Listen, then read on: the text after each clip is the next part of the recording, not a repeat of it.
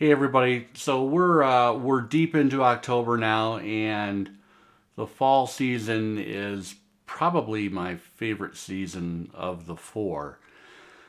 And whenever I kind of move into a new season, I try to kind of assess things. Where am I?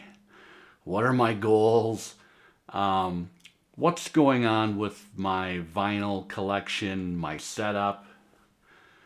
And, this time around, this fall rolled around after kind of a long, hot summer. And I kind of decided I wanted to make a few changes, or at least one change. I'm going to attempt to follow through with a few changes moving forward. This video is kind of a two-parter. I'm going to talk about collecting vinyl and maybe some deep thoughts around that, um, touching on obsession, touching on the need to be a completionist, things like that. I want to touch on those topics.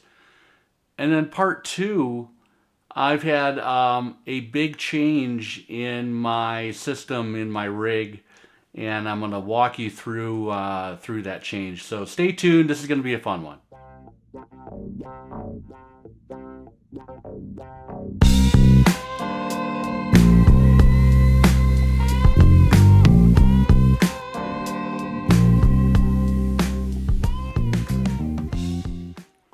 If you watch a certain amount of channels in the vinyl community, it's inevitable. There's going to be some themes that emerge, and people take a thread from an idea and add their own embellishment, add their own experience. And today I wanted to talk about, there's a couple videos from two outstanding channels. I'm going to drop a link in the description. But the first was from Alan from Static Traveler, and Alan's in the UK. And he had a really, really thoughtful post recently, within the last month or so, talking about the philosophy of collecting records and how your mood, your listening habits, the music that you like, the music that maybe you don't listen to as much anymore, all this stuff is in flux all the time, and things change. So I started to think about, you know, the collection that I have right now, and some of the lingering thoughts in my mind are, when is enough enough? And why do I always add an additional album or two into a mail order purchase that I'm making so I can get free shipping? Even if I'm just scanning through a buyer on Discogs and there's a particular album that I really want, I've been looking for, and I finally found it at a good condition and at a good price. But then I justify things, it's $5 shipping. Geez, I'm going to pay $5 just to get one album delivered to me. Let's pick one or two more. I've done a lot of that in the past. And I also order online from the In Groove and Acoustic Sounds. Those are usually the two that I order from. And they both have different thresholds for free shipping. So I will find myself often, if I'm not at that threshold, I'll shop around and pick something else on a whim. So, I keep a want list on Discogs, and it's kind of cool because you get alerted every day with an email in your inbox. The Who by Numbers Classic Records was just listed for $59. True story. I jumped on that about 2 weeks ago, and yes, I have a first pressing of the Who by Numbers, one of my favorite Who titles, by the way. But I wanted to get a Classic Records pressing because I've heard so much about them. And I have a couple other classic records titles in my collection, so I know these 200 gram audiophile pressings are by and large amazing. But, you know, the Who by Numbers, some people think it's not a great title by The Who. Personally, I think it's a really personal Pete Townsend album. It's one of my favorites. And I was more than happy to spend $59 compared to $100, $120, $130, $150 that I've seen it listed for by other sellers. So I jumped on that. But I'm really going off track. No, okay, so I keep my Discogs wish list and I check it kind of religiously. And it's not a long list. There's 20, 25 titles in there that I'm looking for. Some that I know that are just outlandishly priced. Just kind of out of the park for me right now. Who's Next by the 200 gram classic records pressing. $300, $400. Another thing comes to mind is Bob Dylan's Desire, the MoFi Super Vinyl, $300, $400. So those kind of limited pressings, I like to keep an eye on them, and occasionally you're going to find a kind soul who list the thing at not much more than the original MSRP, and you can kind of get lucky that way. Other things to think about in the vinyl collection, your collection. How often are you playing these records? What's the frequency of play? Are you spending some time, some quality time, every day, every other day, once a week, listening to your records? Those are thoughts that kind of enter my mind. How's your storage situation? I'm kind of maxed out. This, if you followed me for a while, this is an extra bedroom in my house that has been converted to an office / my listening room. And man, I'm maxed out on space in here. I have an IKEA Kallax that is full. It's an 8 cube. I have a really nice custom kind of a flip bin situation that's basically full. I went out to Target last week and bought a little 2 cube stacked unit just because I was tired of looking at all the albums on my floor stacked against other things. So I don't know. I'm getting to the max as far as how many records I have and what to do moving forward. There is another really thoughtful video from Dom. Dom from Seeking a Thread had a really good video where he was talking about, I'm going to go digging at home. I'm going to rediscover my record collection and dig through my own stacks. Instead of going out and spending money and ordering more records, I'm going to take a little bit of a hiatus and kind of enjoy what I have. I like this idea.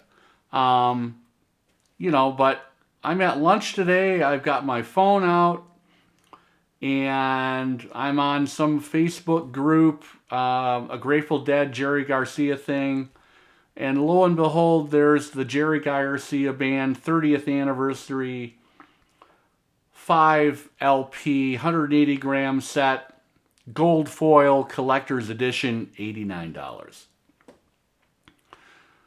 I, at lunch today, tried to purchase that on my phone. I think it didn't go through. The website was overloaded or something.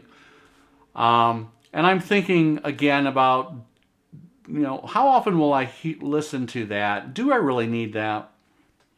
The jury is out if when I'm done with this video, if I'm going to go back to my laptop and maybe complete that purchase.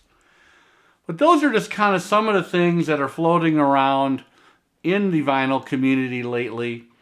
I also had some really good comments from a subscriber of mine, great guy in Massachusetts, Brian. Shout out to Brian. He put some comments out there along this same kind of wavelength. When is enough enough? Maybe it's time to take a more discerning view or a focused view on your collection.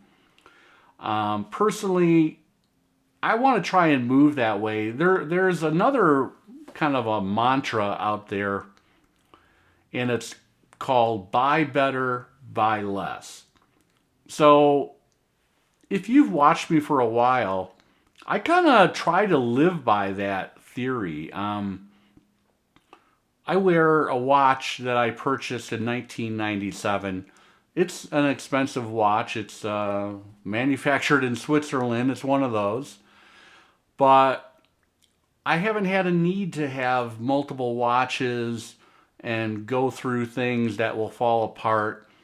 This is a very, very cool watch it's built up its own patina now. And I'm happy with that watch. I'm not a watch freak where I have to go out and buy 4 other different watches, mechanical, automatic, whatever, what have you. I think you could apply the same thing. Buy better, buy less in your record collecting. And I've actually tried to, through the research and the learning that I've done, listening to people, watching people, doing my own research on my own time, I have kind of narrowed out the best pressings to go out and try and find and add to your collection, the best mastering engineers, some of the best pressing plants, especially important on Led Zeppelin pressings, for instance. I'm covering ground that I've covered today. I've talked about some of these things coming on 10 months now. So it's nothing really new, but it's just kind of interesting to think, there are cycles that people go through as far as your mindset. But there are other, mindsets where people say, fuck it, I'm going to be happy and this is what I'm happy doing. I do have an obsessive personality. I love to collect things.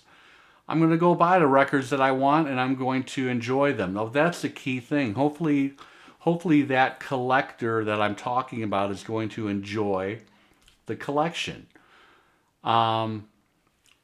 Case in point.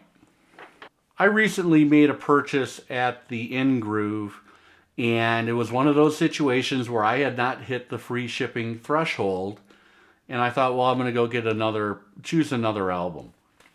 And this is what I did. So I bought, I've Been Expecting You, Robbie Williams. Robbie Williams is very, very, very popular in the late 90s, moving into the early aughts. And, fair enough. The hype sticker, the story behind this was first time ever on vinyl. All of Robbie Williams' stuff originally came out on CD. And I particularly have a soft spot for this album. I was working in Europe, and this thing was all over the place. People were playing it. I had a CD that I listened to in my car. I particularly like the song Strong. She's the One is a great song. But you know what? I have had this for a couple weeks now. I've played the song Strong twice. I've skipped ahead to She's the One. After that, I put it on the shelf. And the sad thing is, probably, when's the next time I'm going to listen to this album? I'm not really sure. On top of that, this was definitely a digital cut, and I wasn't really impressed with the sound of the album.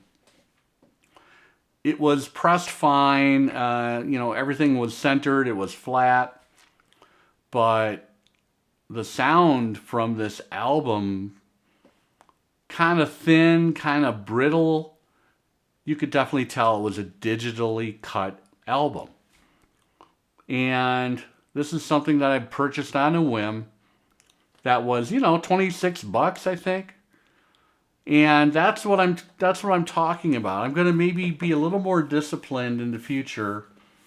It probably would have been fine just if I wanted to hear Strong by Robbie Williams, call it up on Spotify, drop in the CD that I still have somewhere. But, was it really necessary to go out and spend $26 on a subpar pressing, a digital pressing that doesn't sound amazing? I don't think it was. If you've watched my channel for a while, you know that I religiously have displayed my pride and joy, my Marantz 2230 vintage receiver, circa 1973. It used to be right here. And I lived with that receiver. It was an object of lust for me for a long time. I am a long time vintage audio nut. I follow vintage audio hashtags on Instagram and drool over different pieces of kit, different pieces of gear. And there was a situation recently where I had an opportunity to make a change. And this is really important. So when I purchased the Marantz 2230, I kind of found out locally here that there's a great guy in town locally who actually had sold the unit to a college student.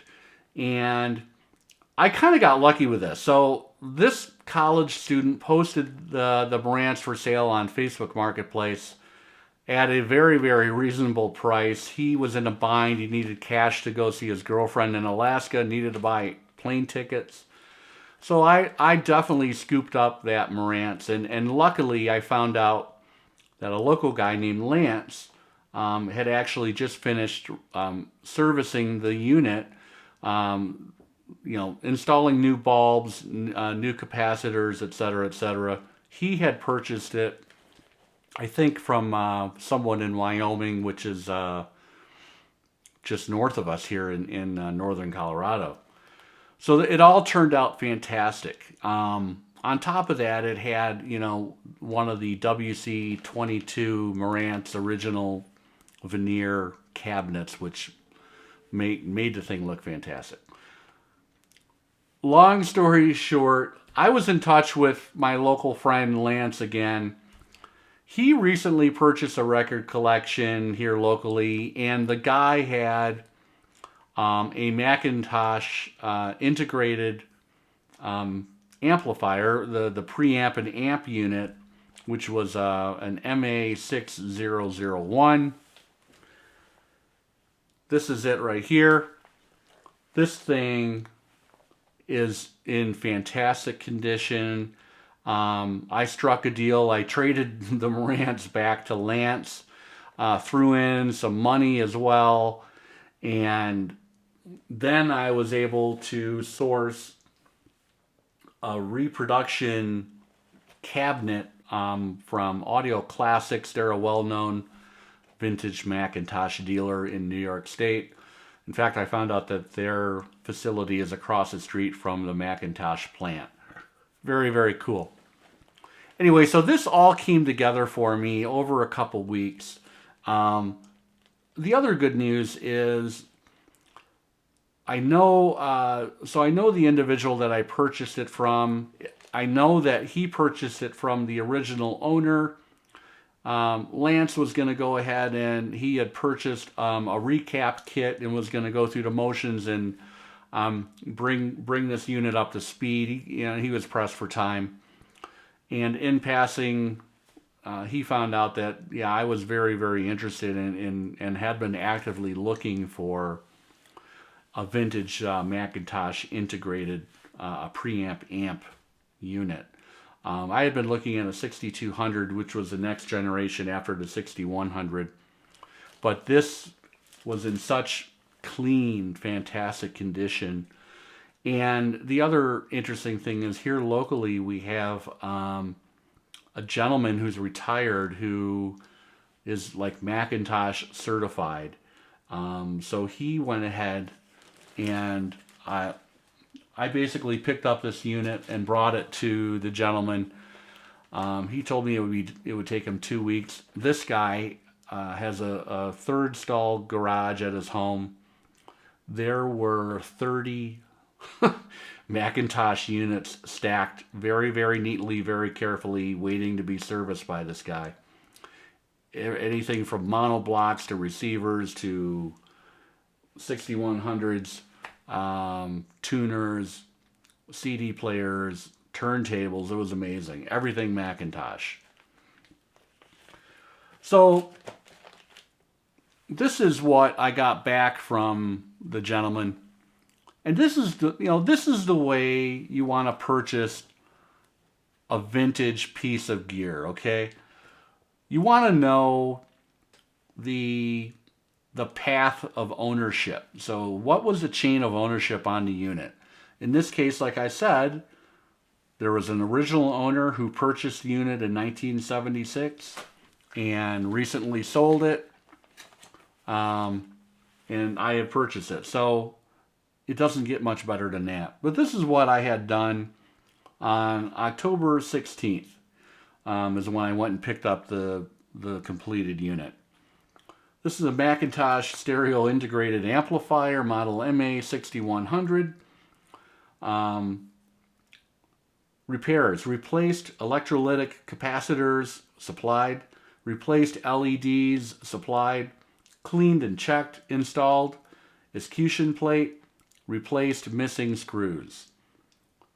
Report: this amplifier has more than 90 watts per channel before clipping. At full power, the distortion is less than 0.08% in both channels.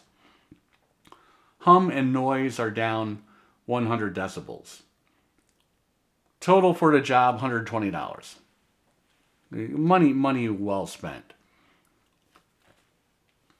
Now, the other piece of the puzzle is when I purchased the unit, it came with a full set of documentation.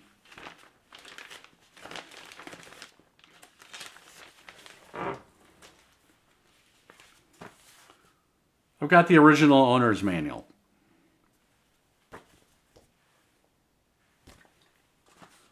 I have an original 2-page brochure. I have test results of when the unit was originally kind of serviced and sold. I have the original 3-year service contract from McIntosh.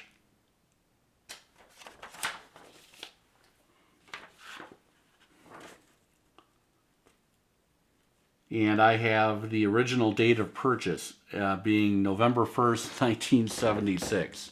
There's that actual McIntosh service contract.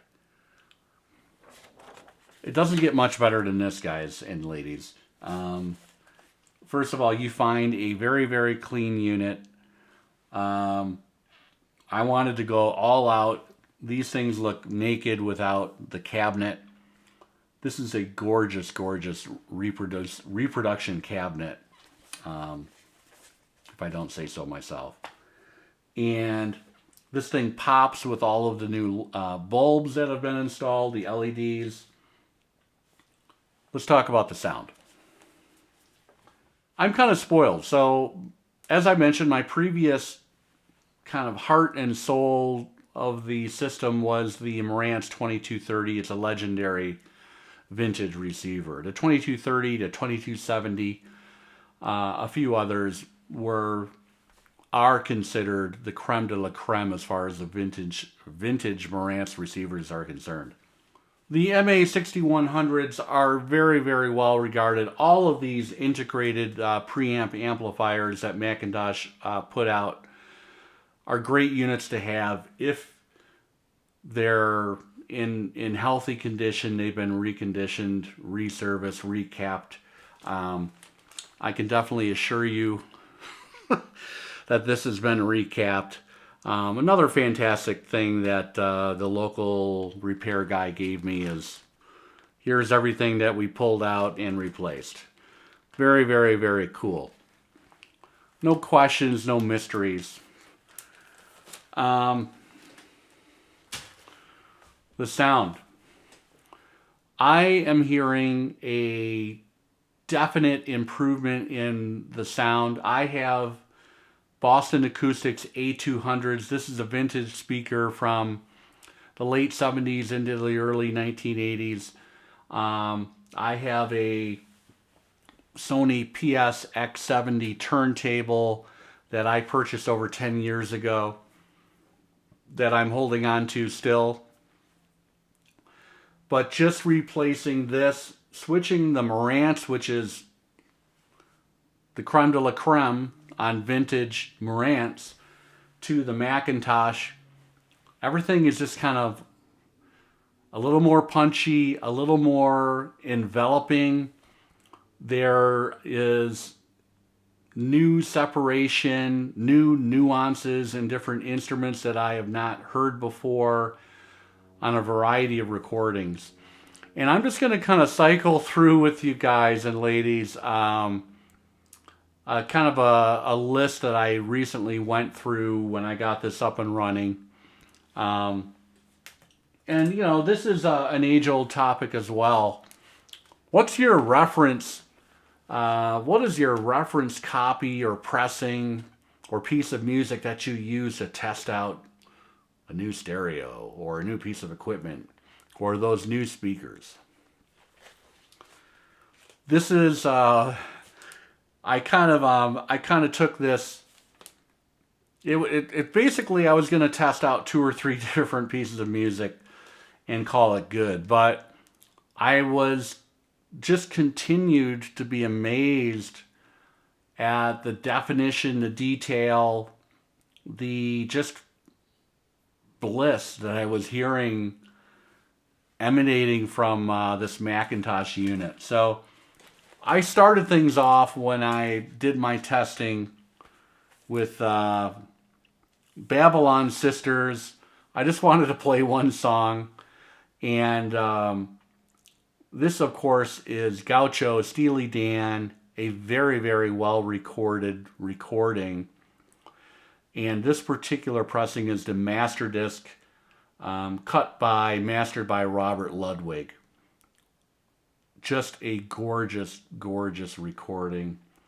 And Babylon Sisters just kind of takes you on a joyride of sounds and instruments and vocals, and it sounded fantastic.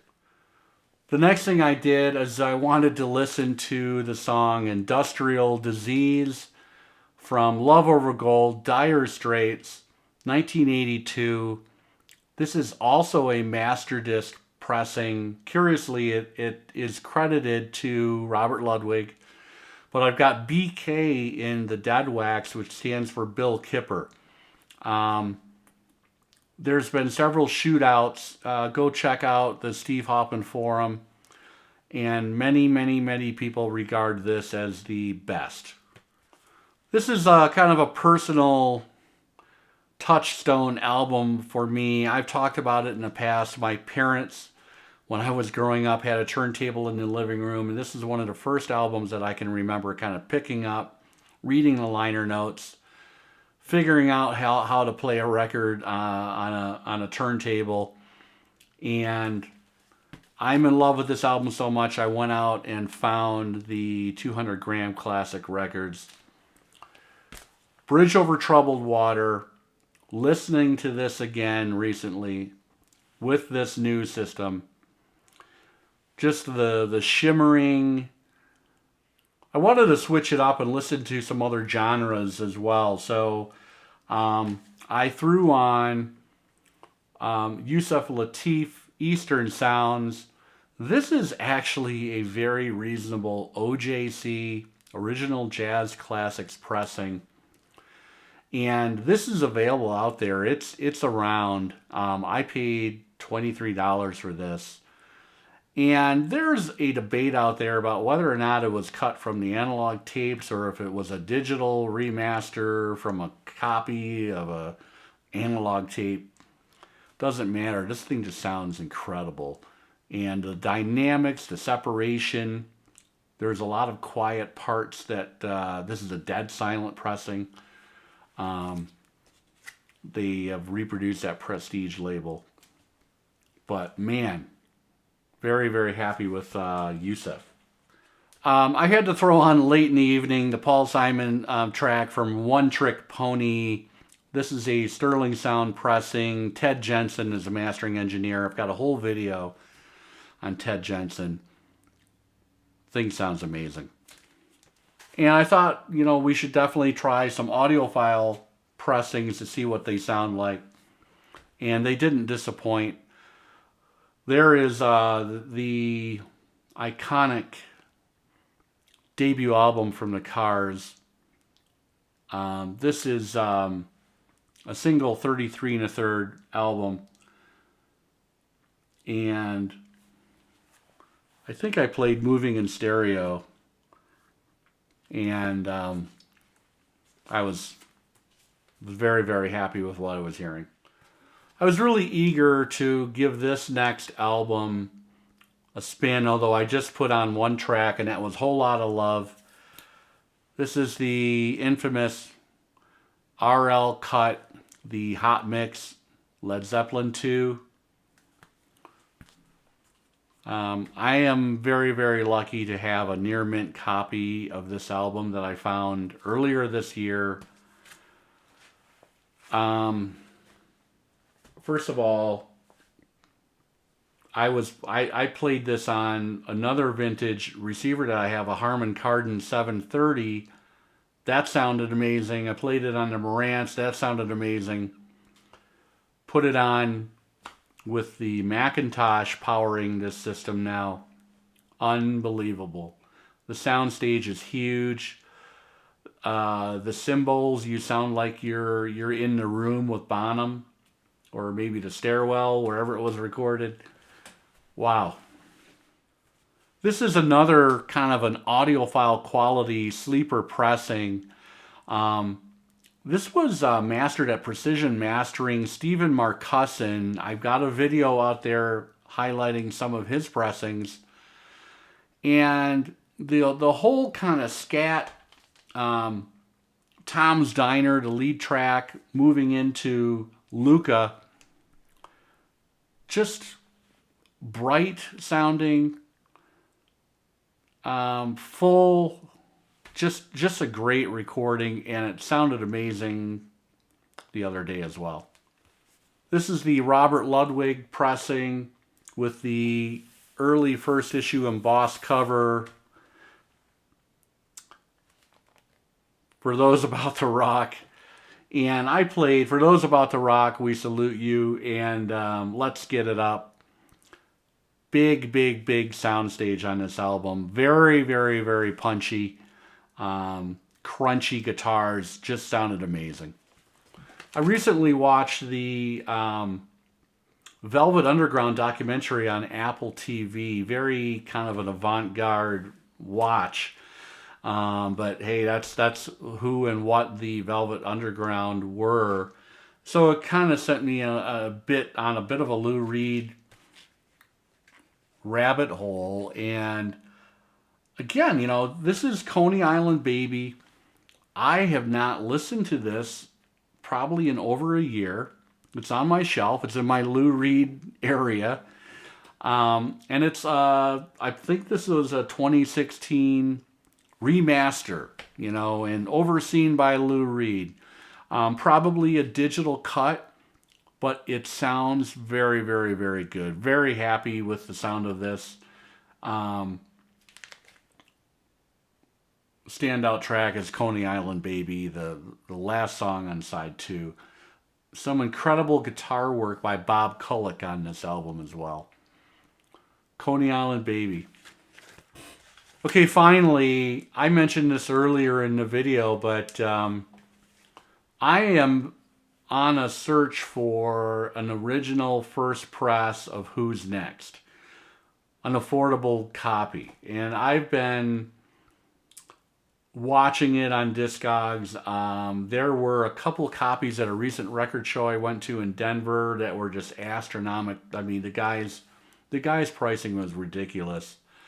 So I haven't found that yet, but I did find the 2012 Music on Vinyl remastered copy, probably digital, probably taken from a safety copy, a digital transfer.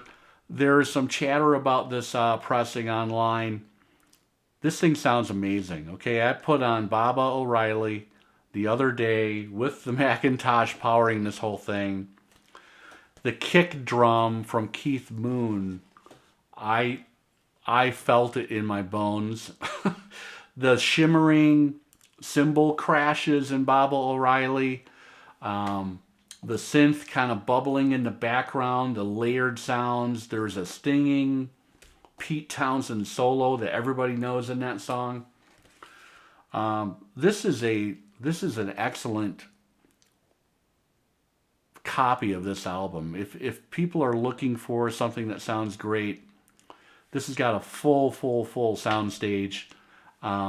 This sounded amazing. I'm really happy with this. I am going to continue my search for a first pressing, whether that's a Track Records recording from the US or the UK. Anyway, that is Who's Next.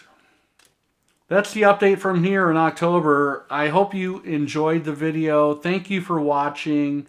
Thanks for continuing to support the channel with your comments, your likes. Please subscribe if you haven't, if you like what I'm doing and what I'm babbling about. The more subscriptions I can get, the better it is to help other people discover the channel. Here we are. I am enjoying this McIntosh MA 6100 that's been kind of revitalized, purchased originally in 1976. What's next for my system? I don't know. I've had thoughts about getting a modern turntable, and who knows? Who knows what the future holds on that end? I actually have thoughts on. I have a couple wish list other vintage tables that I have my eye on that I think would be a very nice complement to the Boston Acoustics A200s, this McIntosh. Having everything kind of period correct, I think is pretty cool today. That is all I have. I will be back soon. Have a great day.